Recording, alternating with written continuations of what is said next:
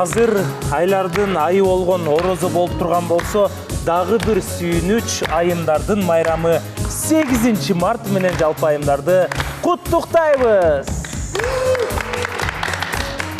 Үйдүн куту болгон айымдар, апалар, эжелер, сиңдилер. Бул майрам сиздерге кут болсун, ар дайым жарыңыздарды чачып, маанайыңыздар жогорку биздин катарда жүрөрүңүздөр. Майрамыңыздар куттуу болсун, айымдар. Бул орозо айына 8 март түшүп келгенге көптөгөн айымдар капалуу жүрөт го деп ойлойм да. Анткени мен орозо айында көптөгөн мырзалар орозо кармайт, ибадат кылышат, намаз окушат. Анан айымдарга да убакыт бөлгөнгө, мурдагыдай көчөгө чыкканга да убакыт жок болгонго, демек бул жолкусун 8 мартта айымдар кичине капалуурактай сезилип жатат да. Андай деле эмес, анткени айымдар үчүн ар бир күн майрам, нашындай жаныбызда мырзалар болгону, бизди коргоп жүргөндүгү, күндө жакшы сөз айтып аткандыгы, демек айымдар үчүн күндө майрам деп койсок дагы болот. Ооба. Демек ушул нерсени айымдардын бардыгы түшүнсө, мырзалар кандай учур болбосун, биз айымдардын көңүлүн алганга аракет кылышыбыз керек. Белек бергенди, убакыт бөлгөндү эч качан унутпайбыз. Анткени бүгүн биздин жалпы апаларыбыздын, айымдардын майрамы. Андыктан урматтуу телекөрүүчүлөр, кайрадан сиздер күткөн, сиздер сүйгөн НТС телеканалындагы биз жолуктук теледолбоору кайрадан сиздердин назарыңыздарда. Саламатсыздарбы? Бакыт издеп калбай анын изинен биз жолуктук миллиондордун ичинен.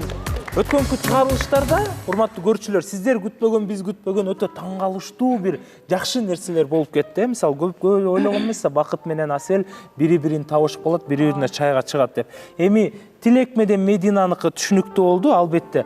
Бирок дал эле ошол эфирде биз аягына чыкпай калган нерсе бул Нурлан мырза менен Аянаныкы. Жана ошондой эле дагы бир Айнура сөз айтып кетти, балким Аянанын жүрөгү башкада болуп жүрбөсүн депчи. Бул реалити шоу болгондуктан биз чагылдырганга туура келип жатат ушунун баарын. Андыктан жогоруда сөз болгон бардык жуптардын арасында мамиле кайсыл деңгээлге чейин келди? Кимдер өзүнүн мамилесин андан ары карай кийинки тепкиче улантат, ал эми кимдер токтотот дегеле кандай сөз аралап жатат жуптардын арасын? Бүгүнкү эфирде сиздер менен чогуу күбө болобуз.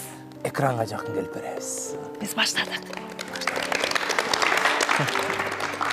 Ардактуу телекөрүүчүлөр, биз адаттагыдай эле бүгүнкү берүүнү баштоо алдында сиздерге биздин өнөктөшүбүздү айтайын деп атсам өзү сезип калды. Канат мырза, мен апам чай жөнүндө жакшы саптар окуп коеюн, сиз болсо коюп туруңуз. Сыйлуу коноктосуп же жакындарыңызга өзгөчө дастаркон камдайын деп турасызбы? Анда биз сизге апамдын чайын сунуштайбыз. Даамдуу, тунук, жагымдуу, ысык, жыпар, жыттуу. Бул чай жакындарыңыздын көңүлүнө сөзсүз жагат. Бир гана даамы менен таң калтырбастан, өзүнүн үнөмдүүлүгү менен да кардарларыбызды күн сайын кубандырып келет. Апамдын чайы. Жада калса сизге мустатып да бердим, Элки да чайнап беребиз го да. Чай чайналбайт да ичинде. Урматтуу көрүүчүлөр, ар бир үйдө апамдын чайы болсун деп кол чаап коелу апамдын чайына.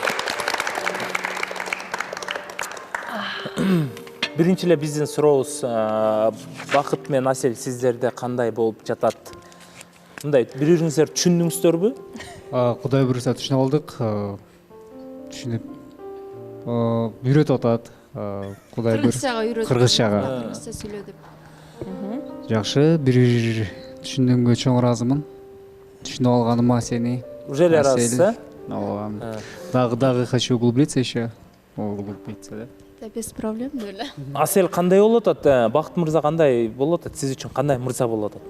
Бакыт ой жүгүрткөнү кенен, көчөдө жүргөндө деле биз кыргыздар эмне дейт го. Биз андай нерсе жок экен, жүрө өткөнбүз, көңүлүбүз ачык, эмне кылыбыз келсе ошол нерсени кылып, мага могу нерсе жагат, могу нерсе жакпайт деп экөөбүз тең айта алат экенбиз. Ошол жагы жакты мага Бакыттын. Ушул Бакыт мырза менен Аселди мындай парочка катары көрүп атасыздарбы? Көз карашыңыздар. Баарына эле макулсыздарбы? Эми негизи баары эле ооба деп атпайм. Мен пара эмес көрбөй атам да. Себеби экөө тең окшош да. Мүнөздөр да окшош. Ана негизи адамда минус плюс деген болуш керек да. Туурабы? Ошо менин оюм ошол. Менде кайра суроо, минус экөөңөрдүн окшош дегенде кандай жагыбыз окшош экен? Мисалы, 3 вариант бергилечи. 3 вариант кылып эле айтайын эле. эми экөөң тең көп сүйлөйсүңөр, экөөң тең шаршуу жүрөсүңөр. Негизи бирөө кичине токтоо болуш керек же бирөө шарыраак жүрүш керек. Ушундай болот адамда. Бири-бирин тыйып турган бирөө керек да. Негизи анан жашоодо экөө тең бири-бирин бербегендей сезиле берет да. Мен ошону айтып атам. Өзүнүкүн бербеген. Өзүнүкүн бербеген адамдардай бирок көрүнүп билбейм, вот Асель буга чейин все думаю, шар жүрөт деп, мен астында она такая невинная, маленькая, ранимая, прекрасная. Мен ойлойм, экөө сонун жарашат, анткени экөө тең необычный адамдар да, мындай өзгөчө, башка адамдарга окшош эмес, нестандарт, как будто кино көргөндөй эле да, экөөчү. Аватар Кинонун каармандарындай эле. Аябай мага кызыктуу болуп атат экөөнүн мамилеси мисалы. Сериалдай эле болуп атабы? Сериалдай эле. Аватар киносун көргөндөй эле болуп атасыз да, мындай башкача. Кутман кеч барыңыздарга. Кечээ бизде аябай сүйүнтүштүү.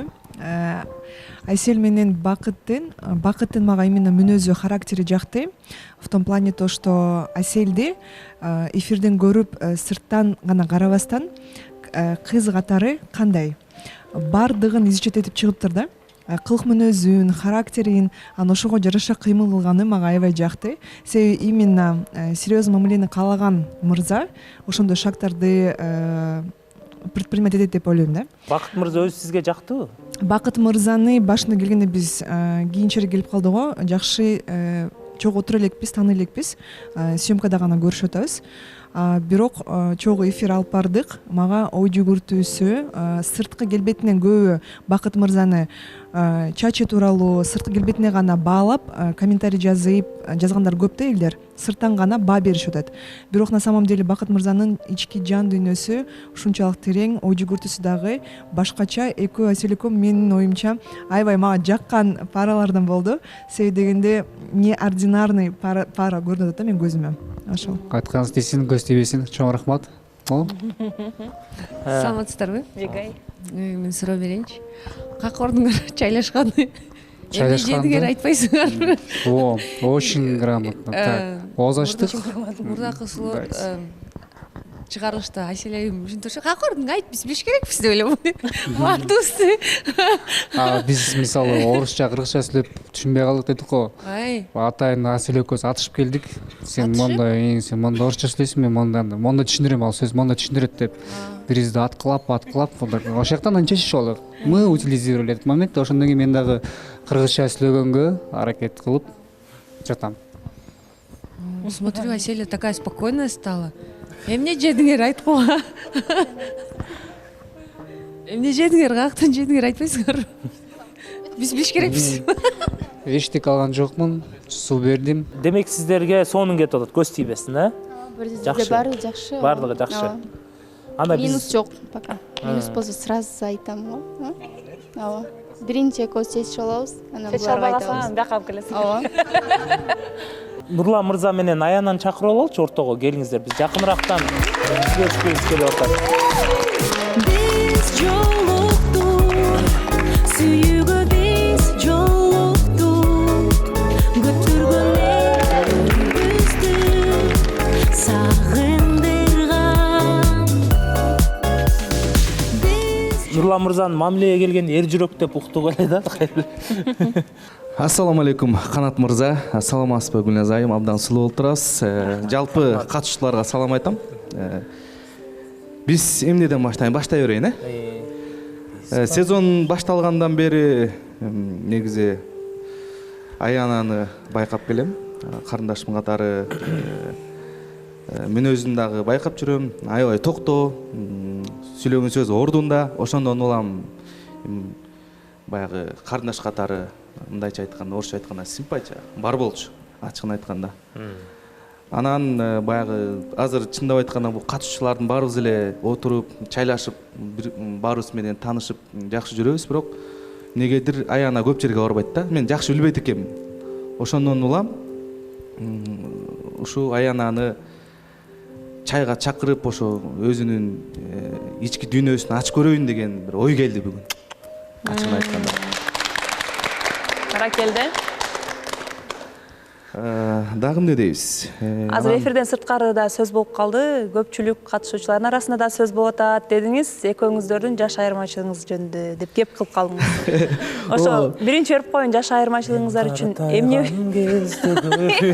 эмне үчүн ал тема актуалдуу болуп атат? Канча жаш экен?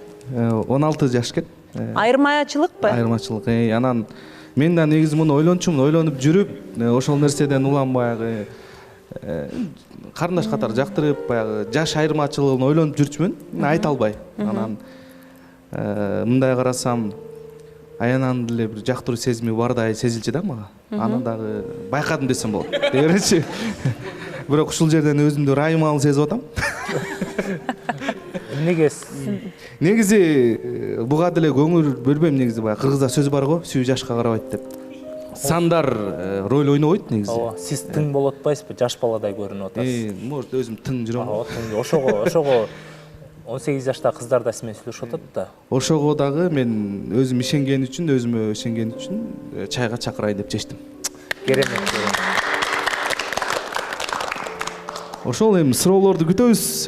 Бере бергиле катышуулар. Аяна келиңиз.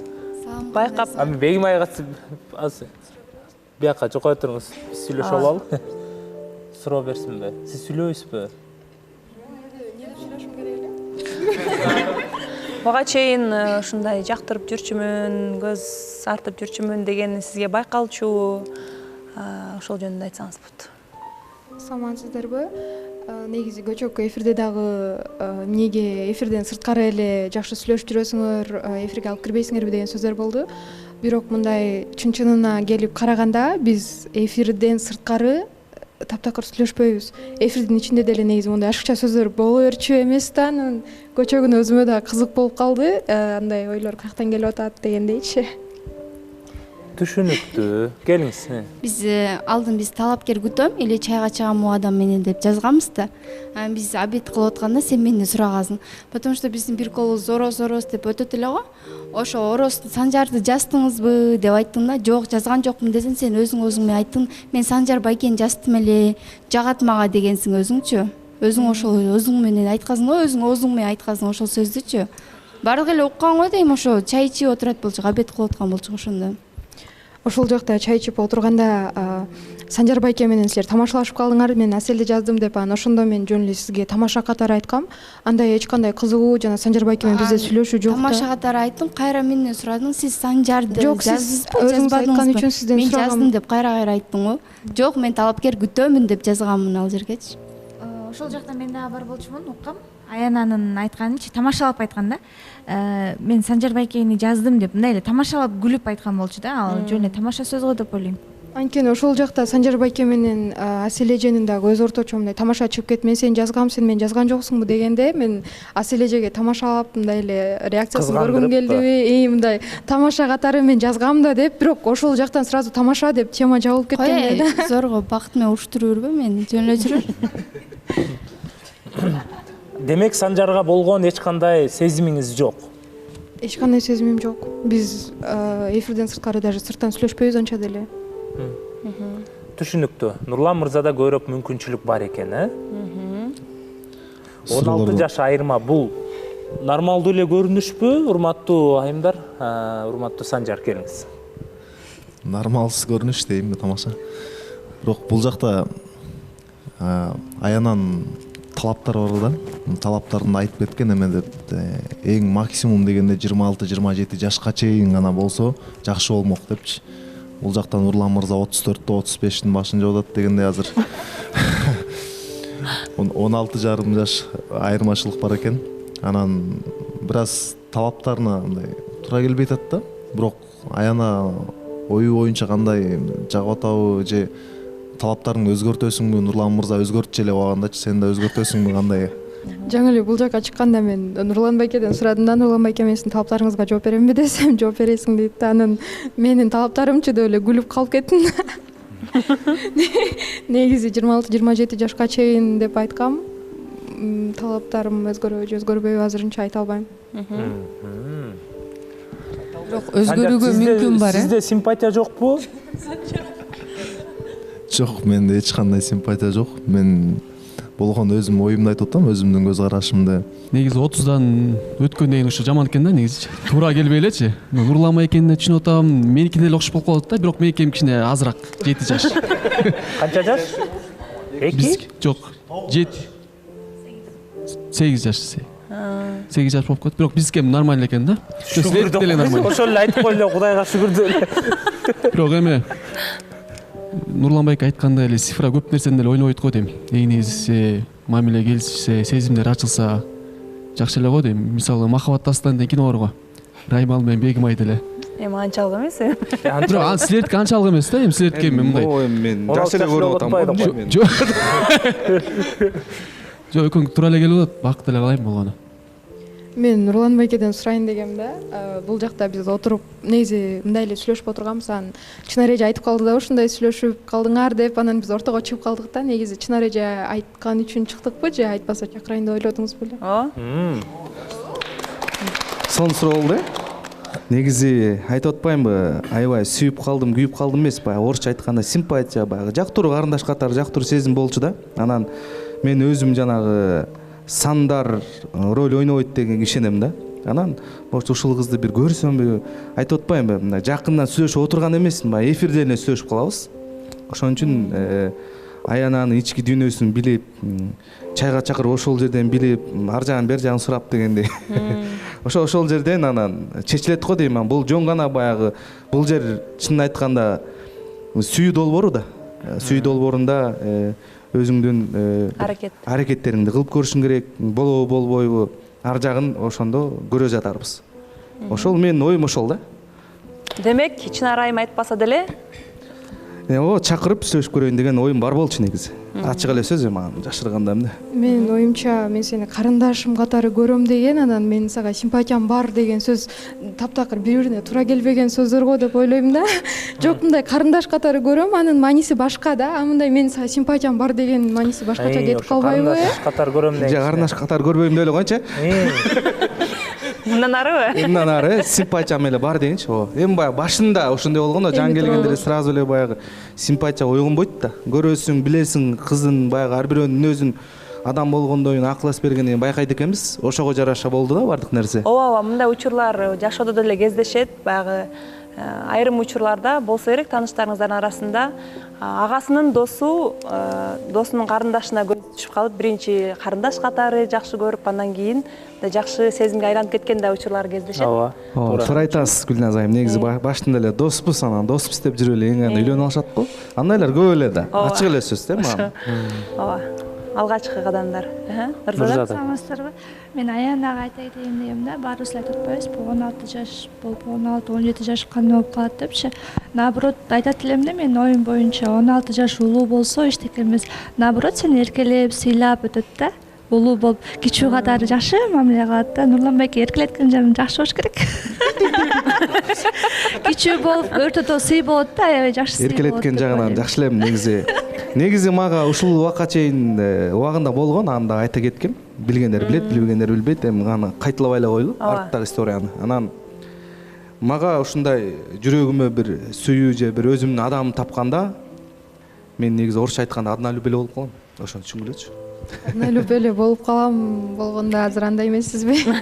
Азыр өз адамымды чындап баягы сүйүп таба элекмин.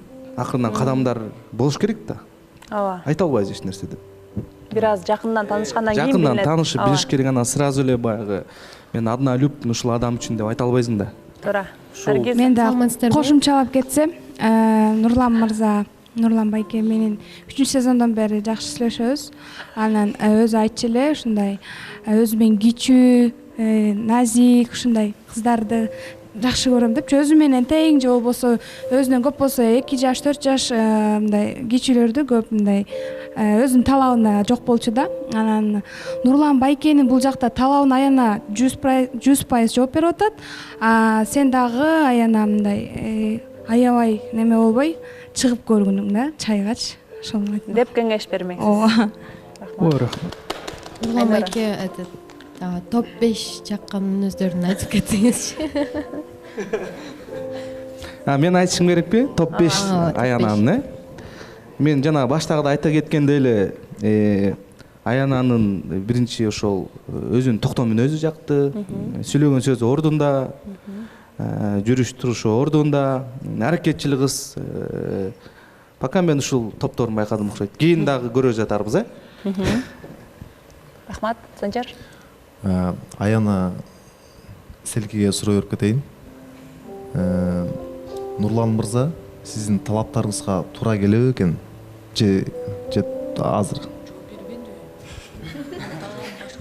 Санжар ушу башкача. Санжар бир нерсе болсо айтышың керек болуп калды сразу эле. Угулбайбы? Санжар өзү башкача. Бир суроосун кайра берди. Же менби же Нурлан байке дегендей эле болуп атат да. Бакыт мырзага берели. Саламатсыздар, мен Аяна сага суроо. Үйлөндүң деп кой. Анан кайне ким болуп калат? Кайнен, все. Кайненең ажар болуп атса, ошону күйөөңү ажар эмес, аждар дракон. Все, аждар болуп атса, ошону кантип проблемасын решать этмексиң? Кандай максатта? Анан ошону өзүңдүн күйөөңө кандай жеткирмексиң? Да, же сумкаңды алып туруп мен кеттим дейт белең. Кайнең менен пикир келишпестик болуп калган учурду кандай түшүндүрмөксүң деп. Негизи ошону башында мен талаптарыма кошуп кеткем да, менен сөзсүз түрдө жолдошумдун ата энеси менен жашагым келет депчи. Себеби мен турмушка чыгып калсам деле жашмын да, мен апа келечектеги апаман үйрөнчү көп нерсем бар да. Да кайненеден үйрөнүш керек да. Көп нерсе чынында ошондой, мисалы көп нерсени балким билбеген нерсем болсо дагы мындай чуркка барып сурап жакшы мага ошондой көрүнөт да. И ойлойм, что барганда эле сразу эле ажан апа болбойт го. Сен өзүң барып эле апаңа кандай подход жасасаң, апаң сага ошого жараша мамиле кылат да негизичи. Жакшы жагымды көргөзүп, жакшы жагыман алып кетсем, может апам деле колдоп. Мен апам андай ажыдар эмес негизи, аябай боорукер десе. Жакшы, ошондо кайнененин камырынан болот экенсиң да. Жакшы жатталып турабыз сөздү.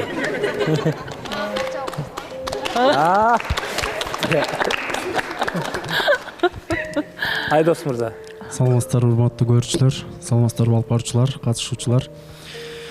Мен суроо эмес, Нурлан байке, силерге бир кеңеш. Сүйүү бул тилсиз жоо, көрсүз көр болуп атпайбы? Сүйүүгө абдан бир кылдаттык мамиле кылыш керек экен. Анан өзүнчө кайрылыңыз деп. Абдан кылдаттык мамиле менен, анан сүйлөшүп, эркелешип атканда анан мен келесиге окшоп сөгүн болбогула, ошол эле кеңешти берейин дегем да силерге. Эми Айдос, сеники деле туура, эми ал жашоодо деген адам жаңылышат, мүдүрүлөт деген, мүдүрүлбөгөн тояк болбойт да. Ал нерсени сен жүрөгүңө алба, главный. Только алга жашай бериш керек. Мен сөгүнбөйм деп койсуң. Мен сөгүнбөй эле коеюн. Нурлан мырза өтө сабырдуу да, буну кыздар жесе да, амай деле отура берет да эфирде. Чынара? Эмоциясын чыгарбайт да. Кутман кеч, саламатсыздарбы? Амай вообще турбайсың. Мага Аянага суроо берип кетким келип атат. Нурлан мырза баардык аракетин кылса, биз сырттан байкап эле жүрөбүз да, негизи. Сезимдери бар экенинчи. Аяна эгерде сен мүмкүнчүлүк берип, чайга чыгып, баардыгы жакшы болуп кетсе, ата энең, бир туугандарың кандай карайт? Ошо чайга чыгып көрүп, сүйлөшүп көрүп, анан мен дагы ата энемдин оюн сурап көрөйүн деп ойлогом да негизи. Мага азыр эч нерсе деп айта албайм, себеби мен үчүн ата энемдин ою дагы аябай маанилүү да. Ата энем бир туугандарыман сурап, бир сыйра айтып, түшүндүрүп, анан жообумду берсемби деп ойлогом. Эң туура ата эненин биринчи сөзү керек. Эгерде Кудай сактасын, ата энеңер против болуп калса, бирок сага Нурлан мырза жакса, кандай кылат элең? Негизи үйдөгүлөр менин оюмду аябай сүйлөшөт да, эгерде мен өзүм каалап жакшы көрүп калдым десем, үйдөгүлөр эч качан каршы болушпайт. Эгер каршы чыкса, тобого качып кетебиз. Ушул сөзүңүз үчүн каршы чыгып коебуз. Кечирим сурады эле. Кечирип коюңуз. Бул конечно албетте тамаша. Албетте биринчи ата эненин ыраазычылыгы, Ак батасы. Биз эми Нурлан мырза менен Аяна көз тийбесин дейли. Экөөнү ийгилик каалайлы. Ошондо бири-бириңиздерге мүмкүнчүлүк бердиңиздер да чайга, Мүмкүнчүлүк бердик окшойт, сүйлөшүп келип анан айталы. Официалдуу кайрылуу жасап, жоон угуп койбойлубу? Мен чайга чакырам, кабыл аласызбы? Кабыл алам. Ай баракелде.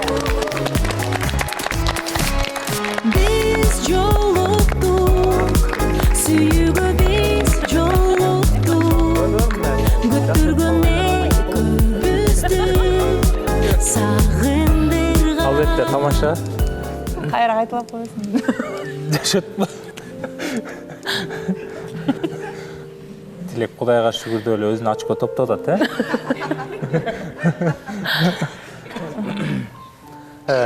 Биз Сайкал менен Адилет айта турган сөздөрүңүздөр бар экен, Бир күн аралык өттү. Эмне болуп атасыздар? Жакшы эле баары?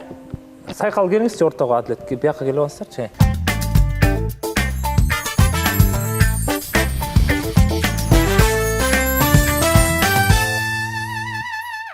Барыңыздарга салам. Бизде тааныштык уланган, бирок мен кечээ өзүмө мүмкүнчүлүк берип көрдүм. Өзүм менен жеке калып ойлонуп көрдүм. Келечекте ушул байке менен мен келечегимди көрө аламбы? Мен жолдошум боло алабы деген суроолорго ойлондум. Жана көрө албайт экенмин. Жобу. Эмне себептен көрө алган, кантип көрө алган, кантип билип койдуңуз сиз көрө албай?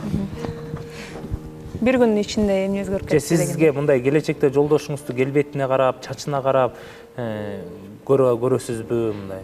Мен жок, андай нерсесине карабайм, просто бир көргөндө мындай жүрөк сезет дейт го. Ошол нерсеге чындап ишенем да. Жүрөк сезген башка, көптөрү жүрөгү сезип алданып калып атат да. Сонун кыздар башкача балдарга тийип алат да, жүрөгү сезипчи. А бирок көрүү деген сиз эми жүрөгүңүз сезбейсиз, жүрөгүңүз эмес, акылга да салып көрүп көрдүңүз да. Анан ошол жагынан мисалы таң калыштуу болуп атат да. Ошол акылым дагы, жүрөгүм дагы жок деп атат. Сиздер кандай дейсиздер? Бул жакта менин оюмча эч кандай жүрөк, акыл-макыл деген нерсе жок. Бул жакта явно эле бирдемеси жакпай же буга туура келбей калды, ошону аргумент катары айтып кетсеңиз сонун болот эле, бизге да түшүнүктүү болсун да. Эмне үчүн мындай кылып атасыз? Менин адам эмес экен деген ал биринчи күнү эле билинбек негизичи. Сиздер эки эфир отурдуңуздар, анан эки эфирден кийин мындай деген, бул демек бирдемеси жакпай калды, ошону ачык айтсаңыздар жакшы болот. Бир жүйөлүү бир себеп болду деген пикир болуп атат. Кандай себеп болуп атат? Аракети жакпай атабы? Жок, аракеттери жакшы.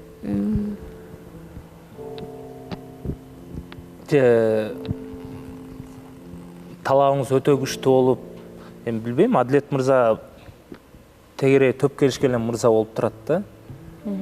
Талабыңыз күчтүү болуп, мындан да катуу балдарды күтүп атасызбы? Жок.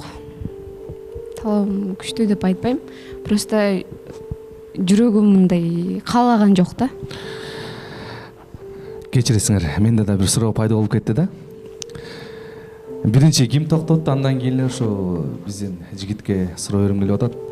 Сиздин да биздин кызга мындай бардык жагынан жактыруу сезимдер болдубу же бир какой-то бир жактары жакпай калдыбы?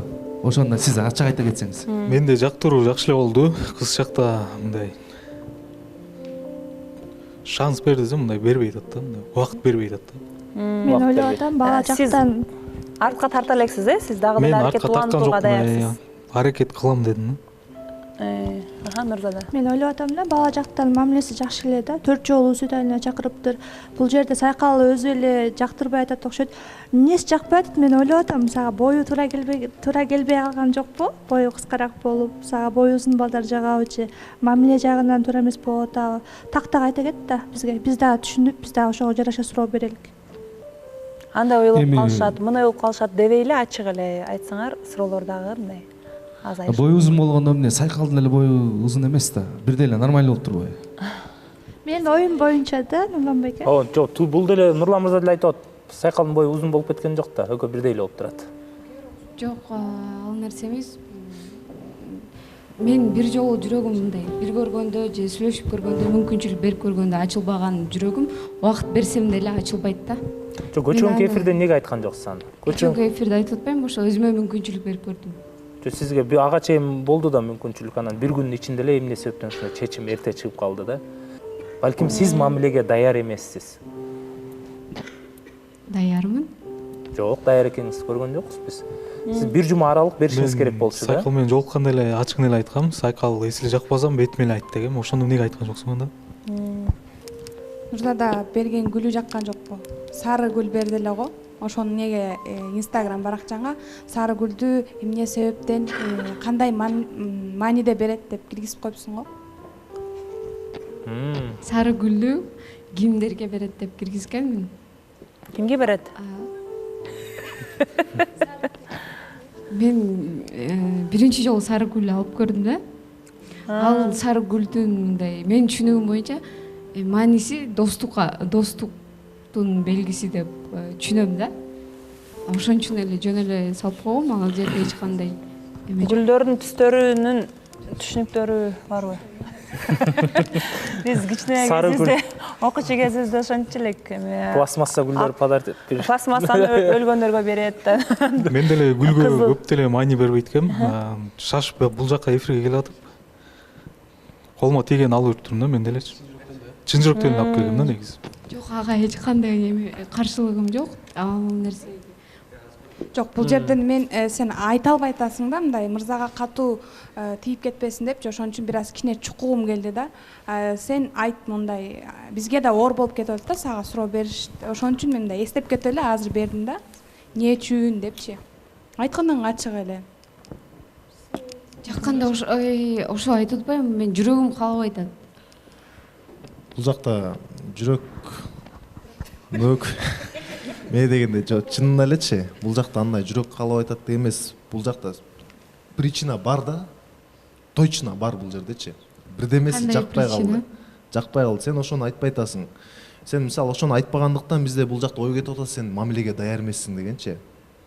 Мамилеге даяр болсоң, улантып, мындай сүйлөшүп көрүп, адамды изилдеп, бир жума мүмкүнчүлүк берип, башкача кетет да. Кече келип туруп улантам деп кайра бир күндөн кайра болбой калды, мен адам эмесмин. Бирдемеси жакпай атат, ошону ачык эле айтсаңыз сураныч жакшы болот эле. Жүрөк ачылбаган биринчи күн эле билинет алчы. Биринчи күндө жүрөк ачылып, кайра бир жума берип, кайра дагы бир күн берип. Мен жүрөгүм биринчи күнү ачылды деп айтылган жокпу бул жерде. Ошо да. Силер мүмкүнчүлүк берип атпайсыңар бир жумага.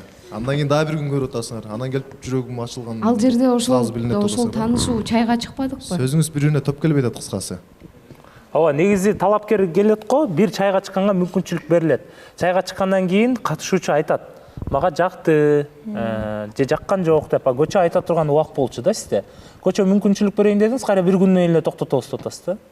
Көчө негизи жаккан жок десеңиз деле биз Адилет мырза менен коштошмоп, сиздин жүрөгүңүздү кыйнабайт деп болчук да.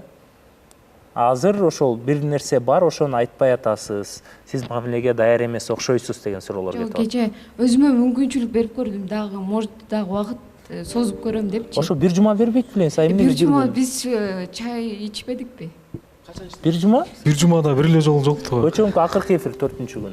Сайкал сага суроом бар да. Кечеки эфирде көзүңө жаш алып атасың эмне себептен? Баары жакшы элеби? Айтыр. Сени кыстаган жокпуз. Бир аз биз түшүнбөгөн үчүн гана ушундай суроолор жаралып атат да бизде. Сайкал көзүңө жаш албачы, пожалуйста. Кече мырза эфирде айтканда Адилет, Сайкалга мен канча процент жагасың деген, 120% мага Сайкал жагат, бирок мен аракетим Сайкалга жакпасам да токтотуп коймун деген. Ошого азыр көз жашың себебин айтып койчу, биз сени ушунчалык кыйнап салдыкпы? Ооба, эч ким.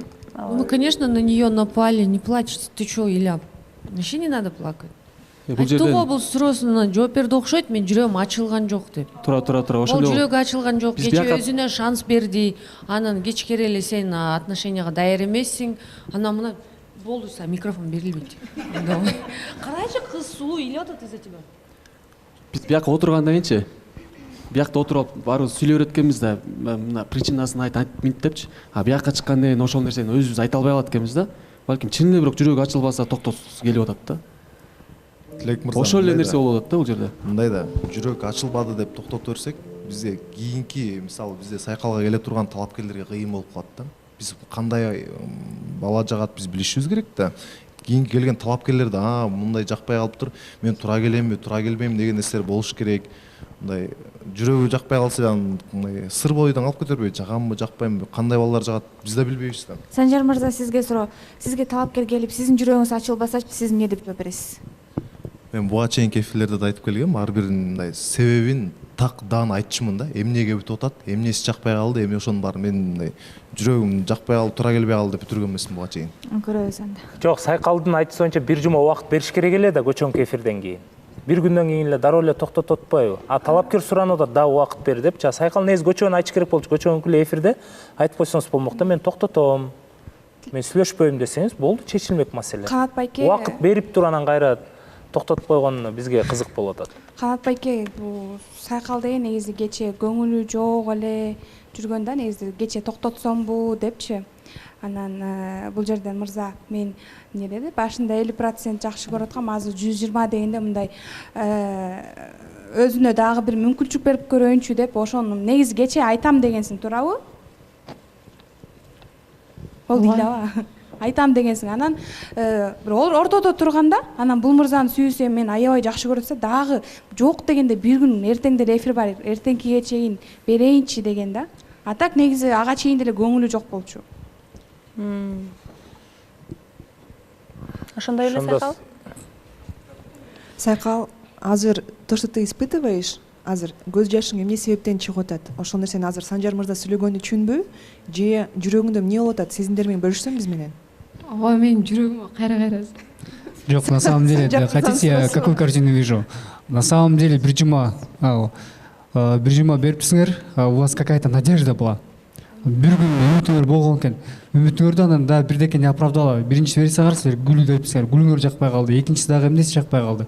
Анан силер да бир күн бергенде, бир күн ичинде таң атканга чейин силер ойлонуп, кандай кылам деп ыйлаган себеби азыр вам обидно то, что вы теряете его, ушундай мамиле болгон жигит болобу, мага мамиле кылган, ушунча сүйө турган болобу деген, же болбосо силерде экинчи вариантыңар бар.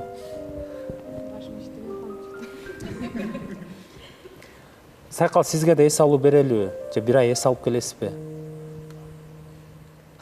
Бир ай эс алып, бир айдан кийин келесизби эфирге? Анткени бул реалити шоуда сиз ар бир сөзүңүзгө аргумент айтып берсиз, унчукпай эле турасыз да. Келгенден бери унчукпай эле, же мынтип айтпайсыз, же тигиндей айтпайсыз, же мындай өзүңүздүн оюңузду кенен түшүндүрүп айта албайсыз. Анан биз жалаң уялчаактарды алып эле отура бербейсизби эфирде? Кечиресиздер. Мен Сайкалга айтайынчы, бир сөз, суроо эмес, сөз эле. Сайкал, сен ачык могул жерден сүйлөп, анан үшү барасың. Дагы бир жолу талаптарыңды айта кетчи, мондай жигиттер керек деп. Сен айта албай атасың да, точно мындай. Жообунчу. Азыр ойлонгонго мен да азыр Сайкал балким азыр бир нерсе деп айтсам бул атлет мырзага катуу тийип калабы деп ойлоп атышың мүмкүн да. Азыр тарс эле айт, бул эркек киши көтөрөт, өзүн дагы балким ошол кемчилигин оңдоого аракет кылат да мындан аркы жашоосунда. Ооба, мындай да, негизи ошол кемчилик деген же болсо кемчилик эмес, жөн эле кандайдыр бир артыкчылыгы тескеринче жакпай калышы мүмкүн. Бул деген бул адам жаман экен, же болсо бул мындай экен, жаман адам дегенди билдирбейт да, болгондо эле ушул жактан экөөбүз дал келбейт экенбиз деген аргументтер болушу мүмкүн. Ооба. Ал башка кызга жагышы мүмкүн. Ар кандай болуп калышы мүмкүн. Кайсыл сапаты, мына бербедүү суроо. Берип атпаймынбы? Кайсыл сапаты же кайсыл мүнөзү, кайсыл жактан дал келбейт экенбиз, ушул үй бүлө куруп кеткенге, мамиле курганга ушул тарабынан биз экөөбүз дал келбейт экенбиз деген ой пайда болду да ичиңизде. Ошол кайсыл тарабынан болуп атат? Мага чынында биз экөөбүз тең мындай токтоо экенбиз да. А мага мындай мени башкарган, мага мындай сөзү өткөн ошондой эркек керек да. Мен сизге бул жоош экен, бул мырза мага окшоп бул да токтоо экен да, мындай менин көңүлүмө карап турат. Сизге мындай сизге катуураак тур дей турган керекпи? Же мындай бас мындай кылалы, тур, ашыкча сүйлөдүң, мынтий кылдың, тигиндей кылдың деп. Жол көрсөткөн мырза керек мага. Жол көргөзгөн? Ушинтип айтып берсеңиз болот го. Ошол мен да баягы ойлодум да. Кечээки эфирде бул мырза ачык айкын айтып койду го. Мен 120% жактырдым депчи. А кыздарга бизге баягы эркек мырза толук сүйөм, мындай жактырдым, аракет кыламын, эч нерсеге карабай деп айтканда, биз сразу уверен болуп калабыз да жүрөгүбүздө, анан жакпай калат да бизгечи. Ошого эртерээк ачылып алдыбы, сырын ачып алдыбы дейм да Адилет мырзанычы. Балким жакшы көрүп калдым, мындан ары дагы өзүмдүн аракеттеримди кылам депчи. А сиз болсо эч кандай мындай бир туруктуу мындай кандай айтсам болот, сиз өзүңүздүн оюңузду жеткизе албай атасызбы билбейм, бирок ошондой эмне сиз азыр бул жактан эч кандай причинасын айтпай туруп мамилени токтотуп койсоңуз, байкенин сезимдери ошол боюнча калып кетеби? Мен жооп бердим окшойт ал сурооңо. мен эч кандай мондай мамилени токтотуш керек, ушундай болду, мен ошон үчүн токтоттум деген жооп ала алган жокмун. Жүрөгүңүз ачылган жок, ошондой эле бир себеби болуш керек да, эмне үчүн жүрөгүңүз ачылган жок, же сизге бир нерсе жакпай атабы десе дагы сиз эч кандай нерсеге Азыр акыркы жооп бергенде айтты. Менин талабым боюнча дейт, ооба, мага катуу башкарган, экөөбүз окшош экенбиз, жоош экенбиз. Мүнөздөрүбүз окшош экен.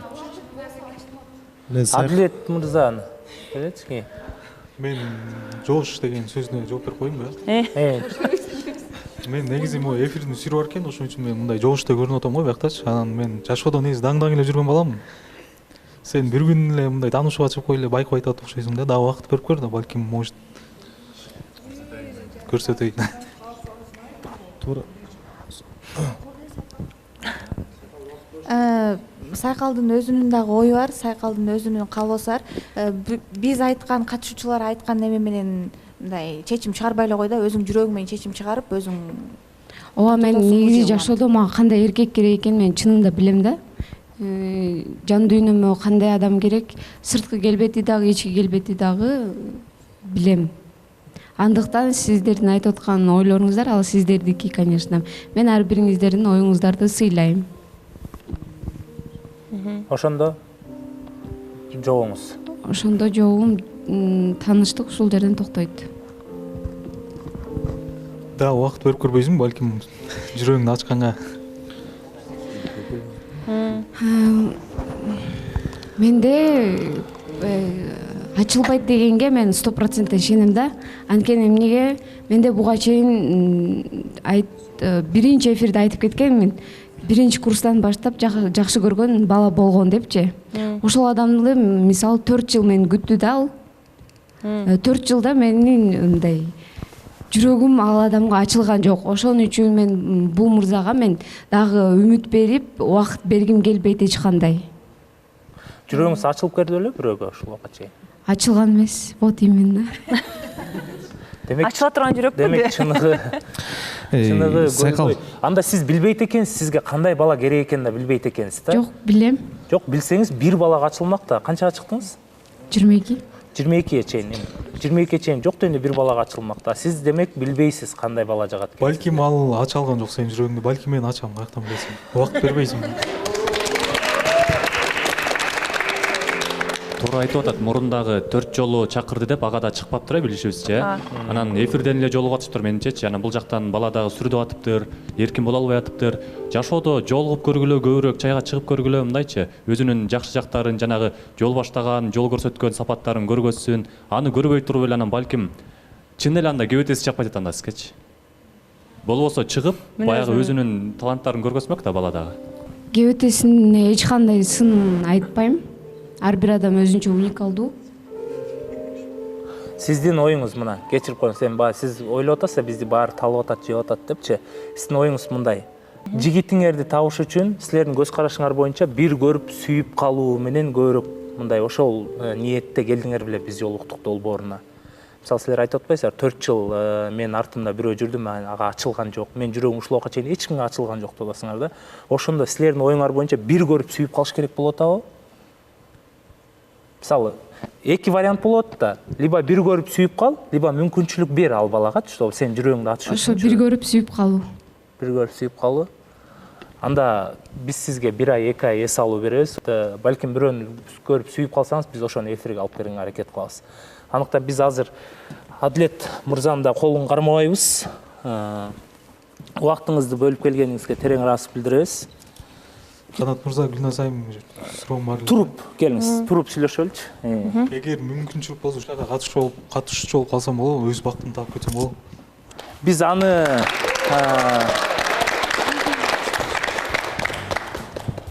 редакция менен сүйлөшөбүз. Анан негизи биздин баягы эреже боюнча бизде бир көрүп сүйүп калуу деген нерсе жок да. Балким катышуучулардын арасынан бири-бирин көрүп сүйүп калуу деген бар. Сайкал сиз 1 ай ойлонуп келиңиз эфирге. Балким сырттан сиз бирөөнү сүйүп калсаңыз, биз ошону эфирге алып келгенге аракет кылабыз. Ал эми сиздики боюнча Адилет мырза, биз редакция менен сүйлөшүп кийинки чыгарылыштарда сизге биздин редактор байланышат. Макулбу? Анда кол чабуулар менен биз Сайкалды Адилетке эфир жасап калабыз. Сүйүүгө биз жолуктук, күттүргөн экөөбүздү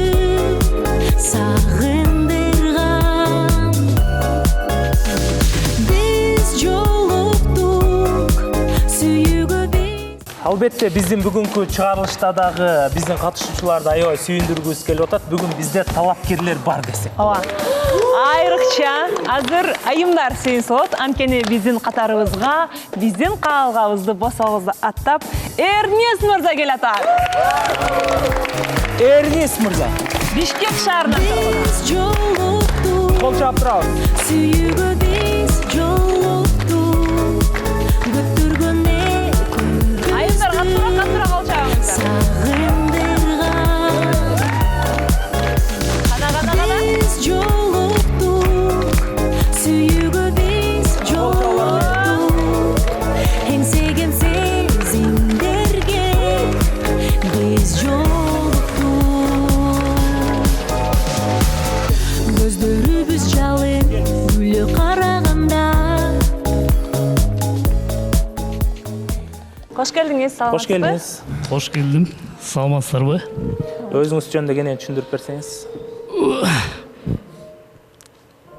Өмүрүмдө биринчи жолу мындай чоң студияда келдим. Микрофон байкалып атат. Жок, өмүрүмдө биринчи жолу келдим мындай студияда, бир аз толкунданып атам. Өзү негизи көчөдө мындай эмесмин. Анан кутмандуу кечиңиздер менен, урматтуу катышуучулар. Ошо. Канча жаштасыз? Мурда турмуш курдуңуз беле ошолор жөнүндө?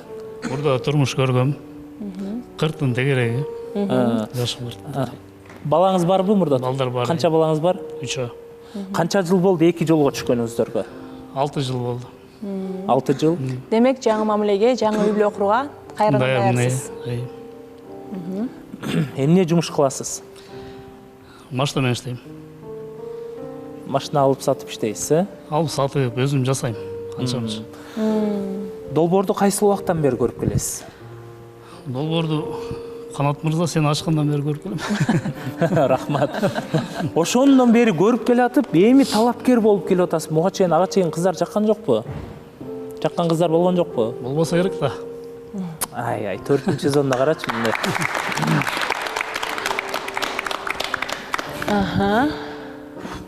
Санжар. Мен өзүмдүн оюмду айтып кетейин. Ассалам алейкум байке. Алейкум ассалам. Соол иштериңиз жакшыбы? Бул жакта эле биринчи очередте ошол Чынар айым же Мээрим айымды ойлоп атам мен. Жана Бек айымды деле кошуп кетсек болот. Микрофонго айтсаң. Ошентип койчу, пожалуйста. Ассалам алейкум байке. Алейкум ассалам. Чын жүрөктөн келип үйлөнө турган байкени көрүп атабыз да, мен канча сезондон беричи. Рахмат. Ушул жерден мындай турмушка чыга турчу Чынар айымга келди го деп ойлоп атам. Рахмат, оюңузга Нурлан. Алейкум ассалам. Кадамыңызга гүл бүтсүн. Биздин бир сулуу кызга келиңиз да. Ооба. Ал сулуу кыз мен ойлоп атам ушу. Чынара же Мээрим деп. Бек айымды айтчу элем, бирок бүгүн айтпай эле коеюн. Бек айым келди. Бек айымга эмне себептен келген жок деп атасыздар? Жок. Көп мырзалар жүрөктөр түшүп келбей атабы, эмне болуп атат деп ойлойсуз? Ошо бул жалаң эле айылдык шаардык керек деп атса, эми байке деле айылдан келгенсиз да туурабы байке? 20 жыл болду. Эми баары түйүңүз айыл экен. Өзүм. Бирок Бек айым кабыл ала берет. 20 жыл жүрүш керек деген да шаарда. Мага келсе мен сразу билмекмин, самокат менен келмек деп минимум. Бакис. Мага просто кээрке катталчу балдар жазат да, мынтипчи. Үйүм жок, бирок самокатым бар. Анан анысы жазып бүткөн аз келгенсиз, вес канча деп койгон. Ошо ошончен мен оюмча Мээрим айымга келген окшойт. Мен ойлойм да. Рахмат. Менин оюмча Бек айым же Чынар айым. Сурантпай эле айтып койгонуңа мени. Эрнес мырза, ошол айымды бир сыйра сүрөттөп берсеңиз, тартынбай эле келиңиз, кол чаап коелучу мында.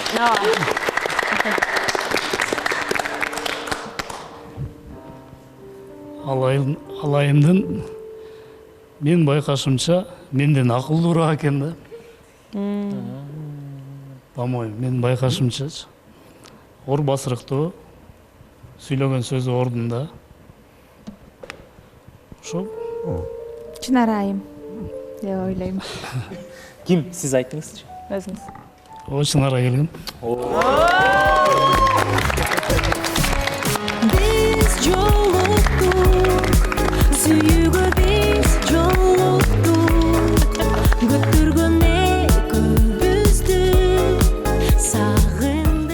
саламатсызбы? Саламатчылык. Рахмат мени тандап келгениңизге. Бүгүн айтып аткан болчумун, бул креслого отурган кандай болот экен депчи катышуучуларга. Кандай экен? Ошол азыр эми көрөм да, эмоцияларды кандай болот экен деп элем. Канча жаштасыз өзүңүз? 42-де. 42. Буга чейин турмуш кургансыз? Кургам эми. Балдарыңыз барбы? Бар. Азыр катышасызбы? Ооба. Өзүңүзчү эмне жумуш кыласыз? Машина менен заниматься этем дедиңиз. Өзүм машина менен негизи бул жашка чейин негизи көп эле жумуштарды кылдым.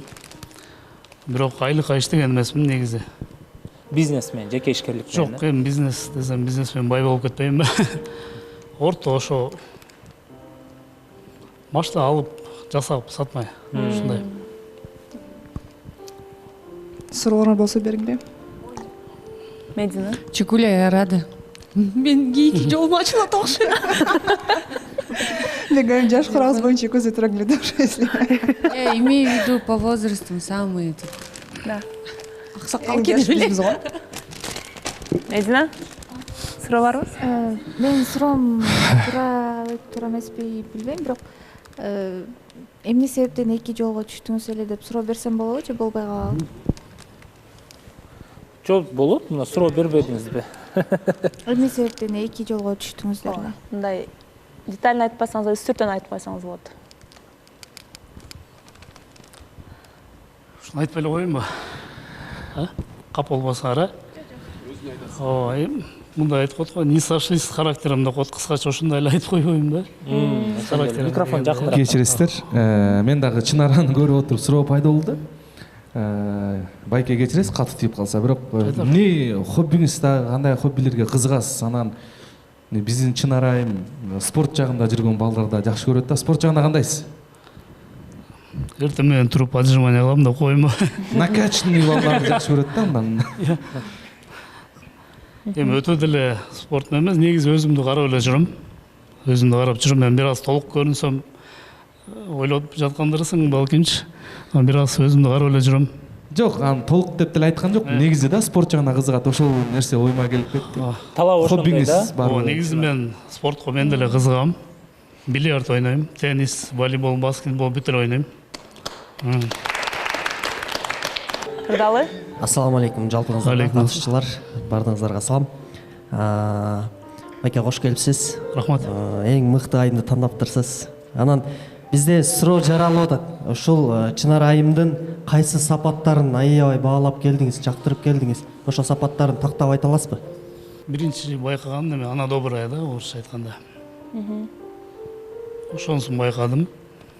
Анан орун басырыктуулугу, акылдуулугу, сулуулугу. Эми калгандары деле бар болуш керек, мен байкаган. Жолуксак дагы айтып берем, эмес что кийин деп кой. Рахмат. Ошо. Бакыт. Молодцы, то, что пришли, келгениңерге. Духа набраться, прийти сюда, выбрать такую женщину. Вы знали, наверное, тоже, что тандаңар жакшы экен. Анан кандай дагы шагтарды аласыңар өзгөрүш үчүн, мисалы, ушундай эмелер болуп калды, моменттер. Өзгөрүү болуш керек кичине десе. Эгер жакшы жакка болсо, почему бы нет? Жок, по-моему, жакшы жакка болот го дейм. Здоровье жакка дагы. Здоровье жакка? В смысле, түшүнбөдүм. Мисалы, может, потренироваться, я немного не знаю. Чынара үчүн өзгөрөсүзбү дейт да, ошол мисалы, эгерде Так, азыр айтайын. Пикир келишип калсаңыздар. Азыр айтайын. Негизи адам биринчи өзү үчүн өзгөрүш керек. Я сам негизи туура тамактануу менен алектенем. Туура тамактануу. Анан негизи өзүмдү күчтүү алып жүргөнгө аракет кылам. Эркек киши күчтүү болуш керек. Любой жерде сен өзүңө гана турбайсың, өзүңдүн жаныңда адамдарга да турушуң керек да. Ошо. Анан билбейм, эгер сен мен үчүн өзгөр деп жакшы жакка айтса, почему бы өзгөрбөгөнгө? Эгер жакшы жак болсочу. Балдарыңыз жөнүндө айта кетсеңиз, байке, өзүңүз мененби же? Жок, апасы менен. Апасы турмушка чыккан уже. Кийинки суроо болсо, улуусу канчага чыгып калды эле? 12-де. 12-де. Кийинки суроо, эгер баары жакшы болуп кете турган болсо, эми дайымкы бере турган сурообузда, канча убакытта үйлөнө аласыз? 2-3 ай болса керек. 2-3 ай. 2-3 ай жетет, э? 2-3 ай. Турдалы келиңиз. Чынар айымдын талаптарынан бар да, негизи баягы үйү бар, машинасы бар деген талаптары бар. Анан ошол суроону сизге берейинчи. Чынар айымдын талабын көргөм. Может, азыркы тапта талабына жооп бербесем, может, алдыңкы убактарда ошол талаптарына туура келем деген ойдомун. Анан ойлойм, негизи мен жакшы версиям туура келет го дейм Чынар айымга. Азыр не лучшая версия, да, у меня, по-моему, ошентип ойлойм. Ошо. Чынар эже, сиз талаптарыңызда бою обязательно 176 эле. Ну, короче, 180 ушундай. Өйдө болсун деп айттыңыз эле го, бою узун болсун депчи. Сизге ошол маанилүүбү? Азыр ушул жерден кечиресиз, кыстырма сүйлөп өтсөк боло тургандай учур болуп атат. Негизи редакциябыздын, биздин долбоордун эрежеси боюнча биздин катышуучулардын талапкерлерине туура келе турган гана талаптарына туура келе турган талапкерлерди киргизебиз. Бирок бул жолкусунда мына байке өзүбүз айткандай, аябай жактырып калгандыктан мага бир жок дегенде бир көрүшкөнгө шанс бериңиздер деп биздин катышуучу Чынар айымдын талаптарына мындай 100% дал келбесе дагы жок дегенде бир мүмкүнчүлүк берүүнү байкебиздин жактыруу сезимдерин сыйлап, анан ушундай редакция чечим кабыл алып, ошо мүмкүнчүлүк сураныч боюнча мүмкүнчүлүк берүүнү туура көрдүк. Ооба. Бирок кичине Чынар айымдын өзүнүн оюн укпайлы. Наргизанын суроосуна жооп берип кетейин. Бой тууралуу айтып кетти. Сиздин атыңыз дагы бир жолу? Атым Эрнис. Эрнис мырза. Мен сизди капа кылгым келбейт. Азыр ачык айтканыма туура кала аласыз деп ойлоймун. Наргиза айткандай эле, менин талаптарым бар. Ушул жашка чейин келип мен өзүм айткандай эле жаш кыз эмесмин. Өзүм кандай болочок жолдошумду, кандай мырзаны сырткы келбетинен дагы, ички жан дүйнөсүнөн дагы характер мүнөзүн толук редакцияга айткан себебимден ошол сырткы келбетинен биринчи мен айтып кеткеним, бою сөзсүз менден узун болуш керек деп айткам. Анан ошол Нурлан мырза айткандай, спортко жакын мырзалар. Ошого сөзсүз талаптарым ошол бойдон эле калат го дейм, Наргиза. Ошол. Все болду, мен түшүндүм. Сизден түшүндүм. Мен Чынар айымга суроо берет элем да, мисалы сиз эми жаш эмессиз го? 18-20 жаштагы. Ар бир адам өзү адамды кыйнабаш керек негизичи. Кыйнабаш керек. Мен ушундай ойлойм да. Бул ошондо сизге сиз менен чайга чыгып мүмкүнчүлүк бербей деле койсо, сиз ошого деле макулсуз, капа эмессиз? Жок, ошо түшүнүктүү эле жооп берди Чынар айым. Демек чайга чыкканда деле сиз ушул сөздөрдү айтмаксыз. Ошол эле сөздөр айтылат. Бул зато честно да. Жигиттен ушундай болуш керек дейм. Мисалы ошентип жүргөн адам өзүнүн бактысын табат да. Буюрса. Чындыгында өзүнүн убактысын бөлүп, биздин биз жолуктук долбоорун сыйлап, жигиттик болсо да мүнөзүн билдиргени келди. Негизи бизде ар бир катышуучу талапкер менен чайга чыкканга милдеттүү чыгыш керек. Бирок ошол эле убакта биз Чынарага чык деп айталы десек, Эрнис мырза, жок, баары түшүнүктүү, уже мен түшүндүм, кыйнамай жок деп атат, Демек биз анда кол чабуулар менен ордубуздан туруп Эрнис мырзаны узатып коелу. Эрнис мырза, сиздин дагы номерлериңиз биздин редакцияда бар. Балким сизге да көп келе тургандар болуп кала турган болсо, сөзсүз түрдө биз байланыштырганга аракет кылабыз. Биринчиден биздин долбоорго келгениңизге да биз ыраазычылык билдиребиз. Чоң рахмат. Келиңиз анда. Чоң рахмат келгениңизге. Келгениңизге рахмат.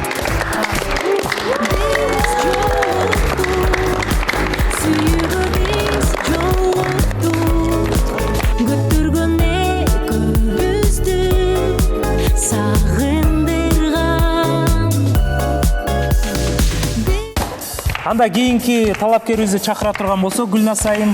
Барыңыздардын шаңдуу кол чабыңыздар менен студиябызга Максат мырзаны чакырабыз. Кемин шаарынан келген. Biz жолуктук, сүйүүгө биз жолуктук. Күттүргөн экөөбүздү сагындырган.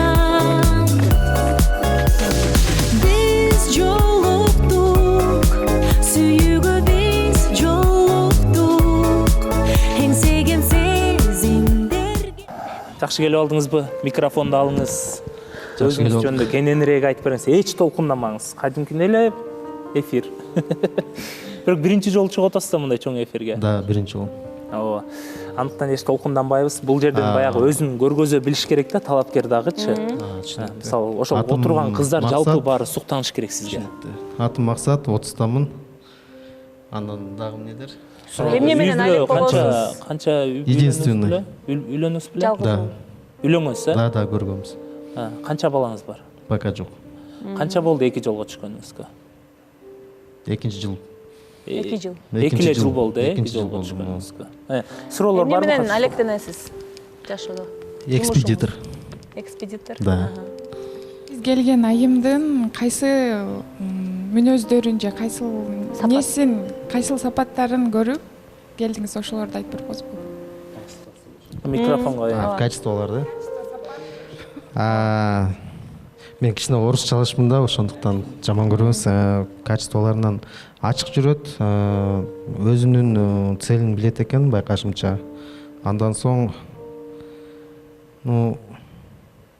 жашоо турмушту көргөн экен да, мындай айтканда, билет экен өйдө ылдыйды. Ошол. Нурзада? Кош келипсиз. Жашоо турмуш көргөм дейсизби? Акыркы сөзүңүздү түшүнбөй калдым. Кечирип коюңуз. Жашоонун өйдө ылдыйын билет экен деген. Мен ойлоп атам, Бегайым айымга келди го деп. Бегайым көрө элек да.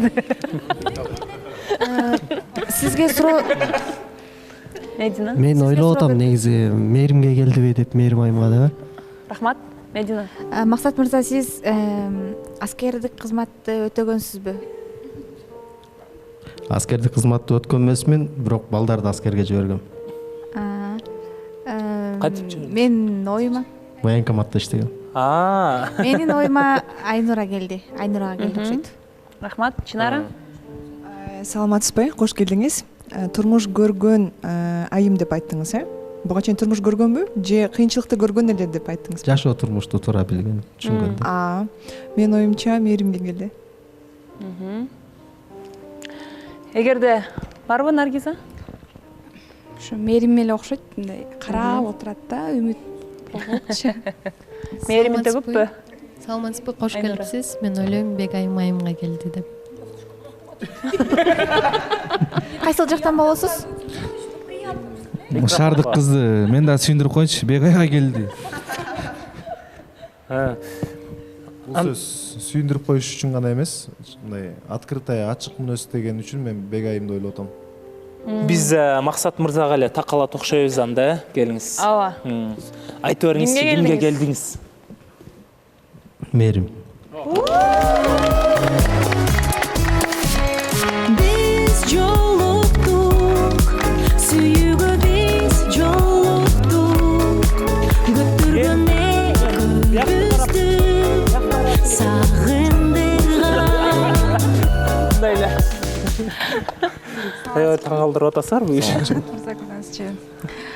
Атыңызды ким дедиңиз? Максат. Максат. Балаңыз жок экен, Канча жашадыңыз эле жубайыңыз менен? 7 жыл. Кош келдиңиз дебейсиң биринчи. Той качан деп койсуң. 7 жыл жашапсыздар да? Балалуу болбопсуздар да, 7 жыл. Мени канча убакыттан бери көрөсүз? Бүгүн канчасы? Бүгүн 7 март. Гүлдү да дал ушундай эле алып келиптирсиз да?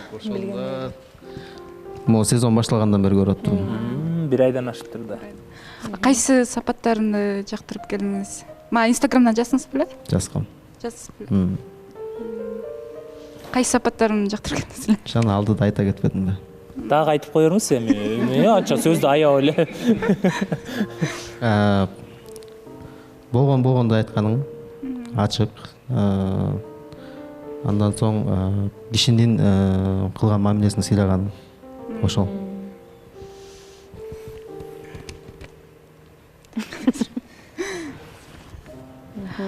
Менин бир кызым бар, билесиз да атны. Ооба. Жашоодо кандай экен Мээрим айым, ошо сиз көргөндөй эле экен? Ооба, ошондой. Жок, мындай чын жүрөктөн айтыңыз да. Да. Деп смайлик деле го. Туура. Мен интернеттен соц тармактан көргөндөй эле элестеткендей эле. Сон. Келиңиз Нурлан мырза. Менде да суроо. Ассаламу алейкум. Кош келдиңиз. Мээрим биздин кыздын баласы бар. Бир эки суроо болуп атат менде. Ошо кийин жакшы болуп кетсе, өзүңүздүн балаңыздай кылып жашап кете аласызбы? Анан экинчи суроо, баягы ар бир адамдын өзүнүн талаптары бар да. Сиздин талаптарыңыз кандай? Мисалы, сиз үйлөнгөн экенсиз, бирок кээ бир балдардын талаптары күйөөгө тийбеген кыз деп эсептейт да. Турмушка чыкпаган. Мырзанын ордуна жооп берип кетейинчи сага, пожалуйста. Если ал сулуу, Мээрим сулууну жактырып бул жакка келсе, значит, мырзанын талабы ушундай, Мээримдей сулуу да. И зачем ты про ребенка говоришь? Чоң рахмат. Бул саатпы мен өзүм айтып койгонго, өзүм жооп берип койгонго, кечирип коюңуздар. Бул жерден келгенимде, могу жерге отуруш мен үчүн дагы толкунданып атам, действительности. Андан соң бул жерден келишке, кадам жасашка дагы мен үчүн бул эме болгон. Анткени байкагам, көргөм, сүйлөгөнүм башка эфирлерден буга чейинки. Ошолорун байкап, менин өзүмдүн талабыма туура келет.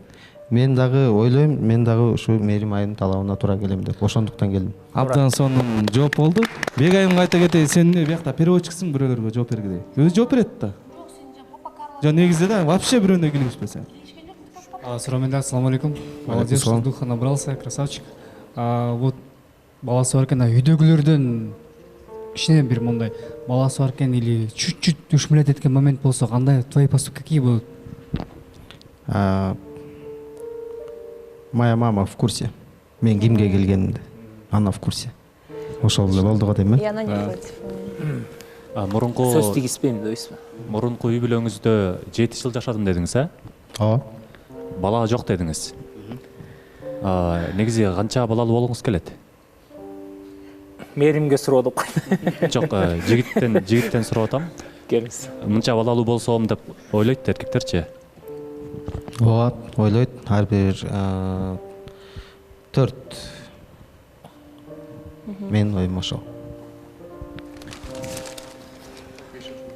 Даярбызбы Мээрим? 5 төлөй. Эми буйруганы деп кетейинчи. Биз үйлөр тийип го жок эле буча. Келиңиз. Мээрим айым, сиздин талаптарыңыз кандай эле? Менин талаптарым 24 жаштан 34 жашка чейин туруктуу, аракетчил, иштерман, имандуу, порядочный адам деп айткан да. Айга шатыратып айтып берет. 3-сезондон бери отуруп кечке айтып берет. Мен да ичимен кайталап аттым да, талаптарын жаттап алып турум. Сиз да жаттап алып турсуз, э? Мен ойлоп атам, эми сизге Максат мырза менен зеригиштүү болбойт го деп, аябай мындай. Төп келише тургандай сөз Төп келишкен сонун сөздөрдү айтты да. Турдалы суроо барбы? Саламатсызбы, кош келипсиз. Менде мындай суроо жаралып атат. Үйдөгүлөр менен чогуу турасыздар да. Эгер да Мээрим айым үйдөгүлөрдөн бөлүнөлү, өзүнчө жашайлы десе, сиз кандай жооп бересиз? Ошол суроо болуп атат да. Ушул суроо көйгөй жаратабы? Сиз үчүн мисалы? Жок, мен үчүн көйгөй жаратпайт. Мен сизге берип атам да. Жок, мага көйгөй жаратпайт. Сизге көйгөй жаратпайт бул, э? Жок. Жаратпайт. Жок, көйгөй жаратпайт дегенде кандай? Мисалы, Мээрим айым сизге турмушка чыккандан кийин мен ата-энең менен жашабайм, өзүнчө жашайм, өзүнчө жашайлы десе, сиз үчүн көйгөй эмес, өзүнчө жашай бересиз, э? Ооба. Болду, ошол эле. Мээримге аябай сонун болбоду. Мен суроо берип кетейинчи, бирок мындай берсем бербесемби деп ойлонуп аттым да, бирок Адилет мырза суроо берип кеткенде эле бергим келди. 7 жылдан бери эмнеге балалуу болгон жоксуңар? Кичине жемеге өтүп кетип атат да, кечирип коюңуз, жооп бербей эле коеюн, э? Жок, 7 жыл жашадыңар да, эми бирок бияк реалити ачык эле айта бериңиз. Жооп бергиси келбесе, анда ал мындай жеке кечирип коюңуз, жооп бербей. маалымат катары экөө сүйлөшүп отурганда талкуулап алышсын, э? ооба экөө талкуулап алышсын, экөө жеке Мисалы суроону минтип берсек болот, ошол балалуу болбогондун айынан 2 жолго түштүңөрбү деген суроо кичине суроону ойлонуп берели, ооба. Неге эмес? Так, кийинки суроо келиңиз. Мен суроо деле жок, сизге болгон экөөңүзгө бакыт каалайын өткөм. Туура, жакшы, аябай жылдыздуу, акылдуу, шайыр, жаштыгына кыска келдиз. Буюрса, бактылуу болуңуздар, колдон учурбаңыз. Кечиресиздер, менде да бир суроо пайда болду, айтып алайын, айтпасам калып кетет иште. Адилет мырза, сиз көйгөй жаратпайт, жашай берем деп атпайсызбы? Ата-энеден чыгыпчы, анткени ата-энеңиз жалгыз деп коелу жашоодо. Балам, сен кетпе, сен кетип калсаң мен кантип жашоо көрөм, кантип жашайм десе дагы кыйып алып кеткенге даярсызбы? Жок. Ошол суроону бердик да биз негизи. Андай эмес. Бул жерден совместно жашоо боюнча суроо берилди. Мээрим эгер ата-энең менен жашабайм десе, өзүнчө жашаган макулсузбу деген суроо. Ошол эле тема болуп атпайбы? Өзүнчө жашай берем деп атпайсызбы? Жашай берем. Мен чет өлкөдө эмесмин, кечирип коюңуз. Атыңыз ким эле сиздин? Нурлан. Нурлан мырза, мен чет өлкөдө эмесмин. Бишкектен Кеминге 1 сааттык жол. Бул жерден жетип барам. 1 сааттык жок болсо да ата-эне айтып атпайбы? Чогуу жашайлы балам депчи. Мисалы да, мен мисалы суроо берип атам. Жок, бул жерден кечиресиз, кош келдиңиз. Тоонун башы болсо да, асказы болсо да жашай берем дейт да. Эң негизгиси өзүмдүн адамым келсе эле болду дейт да. Аны эгер сиз чын жүрөктөн келген болсоңуз, чын жүрөктөн аракет кылсаңыз, чын мээрим турмушка чыга турчу эле кыз да. Ошол. Дароо алып кете турчу кыз, Демек, биз да убакытты созбостон мээримдин жообун уксак, ал эми кийинки чыгарылыштарда балким да көбүрөөк жаңылык угабыз 1 жума аралыгында. Биз ошондой эле мына биз мүмкүнчүлүк берип атабыз да талапкер мырзагачы 1 жума аралыгында өзүн кандай көргөзө алат, жумуштан бошоп айтам деп балким чайга чакырбай коет, свидание чыкпай коет, аны убакыт көргөзөт. Кыскасы эми ушунча чыктыңыз, эми өзүңүздү укмуш көргөздүңүз, аягына чейин көргөзгөнгө аракет кыласыз деп ишенебиз биз, Мээримдин жүрөгүн багындырганга болгон аракетиңизди жумшоо үчүн мүмкүнчүлүк беребиз, эгер мүмкүнчүлүк берсе. Мээримсиз психологдор менен иштебейбиз. Бир гана биздин редакция менен иштейбиз, биз менен иштейбиз, Кеттик. Ооба, чайга чыгам. Ара келди. Урматтуу көрүүчүлөр, катышуучу менен талапкер бири-бирине кичине болсо да сезим болгонун баарыбыз байкадык окшойт, сездик окшойт, Анықтан біз экөөнү чайга чакыруу, чайга узатуу алдында мен да толкундан сүйүнүп атам мээрим үчүн. Анткени жакканын байкап калдым. Буюрса, кийинки эфирлерге сиздер жакшы жаңылыктар менен келесиздер деген ниеттебиз. Жана ошондой эле сиздерге апамдын чайын ыйгарып коюуга уруксат этиңиз. Мырза, албетте ата-энеңиз менен бул чайды биздин атыбыздан ос тийип коюңуз. Ал эми мээрим сизге аманат. Кол чаап коелу, эфирден сырткары узатып коелу. Ооба. Кандай алып кетсеңиз, ошондой алып келиңиз кийинки эфирге дейт. Гүлназ айым, таза сезимдер менен бир көрүшүп чайга чыгуу менен ошентип мамиле куралып, акыртуу чоң үй бүлөгө, чоң мамлекетке айланат экен да. Ооба, дал ошондой максатты, ниетти артынган биздин долбоор жаңы эле сиздердин көз алдыңыздарча дагы бир жуптун түптөлүшүнө алгачкы кадамдарга мүмкүнчүлүк бердик. Бул дагы болсо талапкерлерге өзгөчө мындай дем күч берип атат го деп ойлойм. Эгерде сиз бактыңызды тапкыңыз келсе, сөзсүз түрдө биздин мына мырзалар, биздин айымдар, бийкештер турат, келип өзүңүздүн бактыңыз менен күрөшкөнгө аракет кылыңыз. Антпесе сиз кечигип калсаңыз көрүп атасыз, катышуучулар менен катышуучулар чайга чыгып кетип атат да. Ошондуктан редакцияга байланышып, сөзсүз түрдө талабыңыз менен бул жака келиңиз. Ал эми биз болсо Кучак чайы сиздерди тосуп алганга даярбыз. Өзүңүздөрдүн бактыңыздар үчүн күрөшүүдөн, аракет таштап кадам таштоодон эч тартынбаңыздар. Биз сиздерди күтөбүз. Биздин жалпы көрүүчүлөр бизге жакшы комментарий жазганыңыздар үчүн, колдогонуңуздар үчүн терең ыраазычылык билдиребиз. Биз жолуктук долбоору бул Кыргызстандагы эң алдыңкы долбоорлордун бири деп биз сыймыктанып, мактанып кетебиз дагы жолу. Анткени сиздер колдогон үчүн, сиздер көргөн үчүн. Гүлназ айым, биз көрүүчүлөр менен да катышуучулар менен да коштошпойбуз. Анткени бүгүн сиздин майрамыңыз болгонго жана айымдардын майрамы болгонго биздин мырзалар атайын сиздерге сонун белектерди даярдаганбыз. Эмне күлүп айтып атасыз? Жок, мен аябай башкача айтып атпайм, сиздин майрамыңыз деп. Бул сиздин эле майрамыңыз, бул сиздин майрамыңыз жана жалпы айымдардын майрамы. Туура болсо, демек анда мырзалардан Тилек мырза чыгып койсун. жана сиздерге жакшы айымдар белек болсун жана жакшы ырдесте болсун. Ал эми биз айымдарга кандай белек берип атканыбызды сиздер карап коштоп колдоп туруңуздар. Жаз майрамыңыздар менен чын жүрөктөн куттуктайбыз. Ардактуу айымдар, 8 март майрамыңыздар кут болсун. Сиздерди аябай жакшы көрөбүз, сыйлайбыз. Сиздер аябай сулуусуздар. Анан арасында эң сулуусу албетте мен сол канат жагымда турган Мединага бул белегим бар болчу. Белекти алып кой. Анан албетте Медина менен эле чек калбастан жалпы айымдарга да биздин чакан белектерибиз бар болчу. Ошол белектерди берип коелук. Анын аркасынан анан ыр белек кылып койсок дедик элек. Эң сонун көрүнүш. Гүлнастиге да барбы белек? Мага сиз алып келген жоксузбу? Мен чай куюп бердим го сизге. Чай куюп берип атам. Күндө могу колум менен мындай аралаштырып. Ушундай болчу, ким жанында отурса подарка алып келет. Мына ушундай кереметтүү көз ирмемдер менен коштолгон, жакшы маанай менен коштолгон бүгүнкү эфирдин да коштошуу алдында турабыз. Ооба. Урматтуу көрүүчүлөр, биз сиздер менен коштошпойбуз. Анткени биздин катышуучулардан өзгөчө биздин алып баруучу Гүлназ Чыныбек кызына жана ошондой эле биздин катышуучу айым бийкештерге да мырзалардын атынан белек бар экен. Мен акырын эфирден чыкканга аракет кылайын. Сиздер эфирден алыстабай турабыз.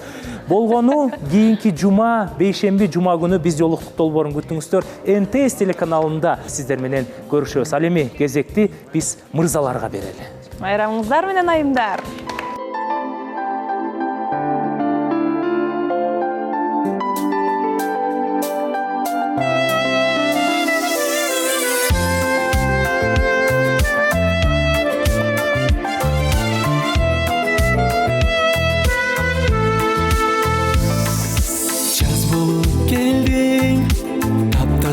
Demin sezimime salıp dürbülüm Karışın kanday, sözlerim balday Algaçkımday dalle sürdümüm Canım canım canım seni süyüm Canım canım canım seni gütküm Ola bilen barım Жазылғаны бағым, екі жүріп бірін таңдарым Өзгөгі барбай, өзіме келдің Жашомо сен келген белексің Бақыт іздеді қалбай анын ізінен Біз жолықтық миллион içinden Canım canım canım seni süyüm Canım canım canım seni gütküm Ola bilen barım Жазылғаны бағым Екі жүріп бірін таңдарым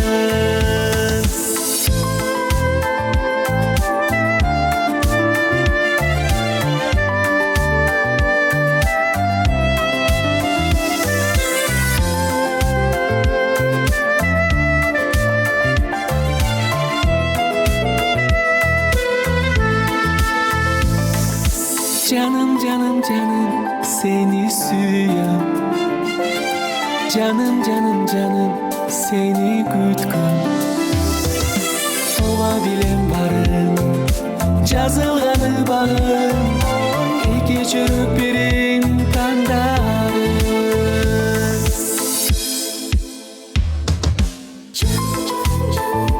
Seni süyüm Seni gütküm Ola bilen barım Жазылғаны бағым Екі жүріп бірін таңдарым Екі жүріп бірін таңдарым